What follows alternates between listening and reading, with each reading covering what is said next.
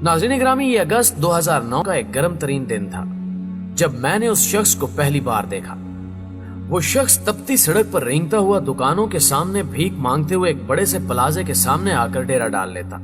पसीने से शराबूर कभी लंगड़ाता तो कभी गिर जाता, कभी बैठ जाता तो कभी रेंगने लगता। कई कई दिन वो भूखा प्यासा वहीं पड़ा रहता। उसके चेहरे से हैरानी और वीरानी के अलावा बला की मजलूमियत टपकती थी। उसका हुलिया देखकर इंसान कराहत महसूस करता। बिखरे बाल, दाढ़ी बड़ी हुई, जिस्म पर मैल के धब्बे, फटे हुए जूते, मैले कुचैले कपड़े उसकी शख्सियत का खासा थे।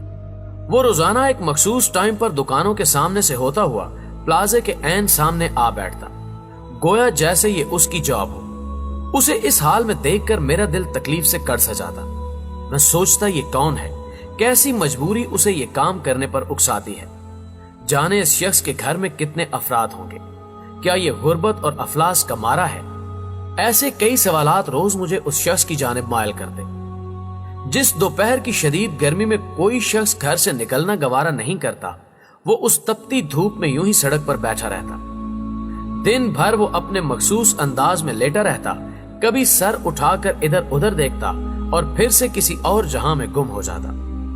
उसकी कई हरकत समझ से बालातर थी। उसकी आंखों में एक चमक हरदम मौजूद रहती। वो सुबह नमूदार होता और शाम के वक्त रेंगते हुए वापस अपने आशियाने को चल देता। जहां वो रोज आकर बैठता था, उस सड़क के दूसरे सिमत एक प्लाजा मौजूद था। प्लाजे के अतराफ चंद मकानात भी थे।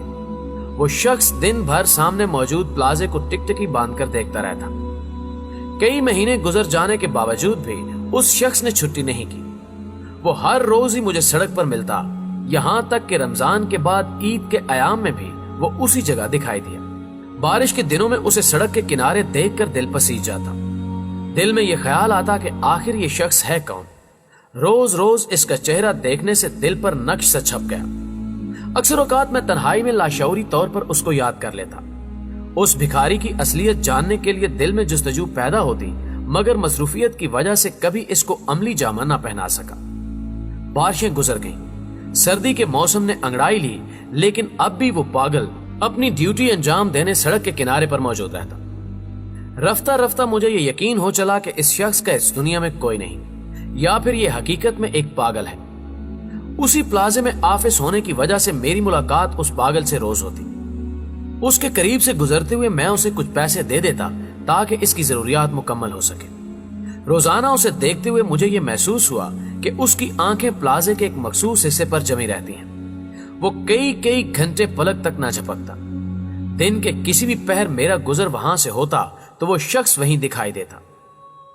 एक दफा रात के वक्त इत्तफाकन मुझे उसी रास्ते से होकर एक दोस्त के यहाँ जाना था।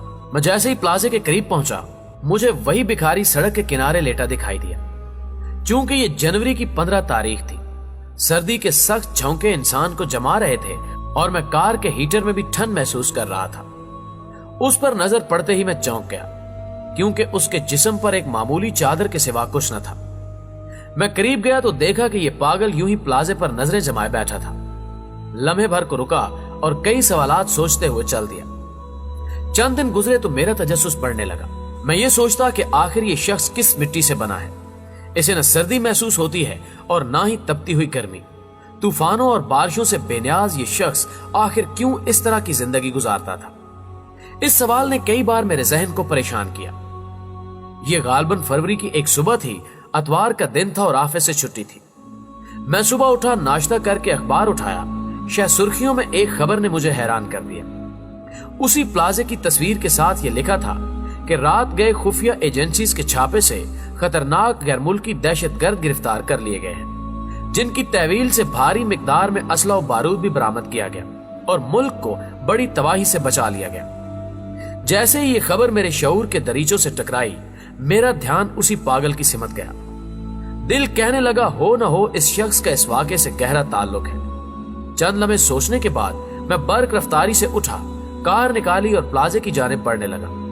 आधे घंटे की ड्राइव के बाद जब मैं उस जगह पहुंचा तो क्या देखा कि सड़क के उस हिस्से पर एक बोरी और थैला पड़ा है, जबकि वो शख्स मौजूद नहीं। वो दिन और आज का दिन मैं उसे हर जगह तलाश करता हूं और सोचता हूं कि न जाने वो किस मां का लाल था, किस बाप का लाडला, किस बहन की आंख का तारा, किस भाई का सहारा और किसके सर का साया था जिसने इस पाक वतन की हिफाजत की खातिर अपनी हस्ती तक मिटा डाली।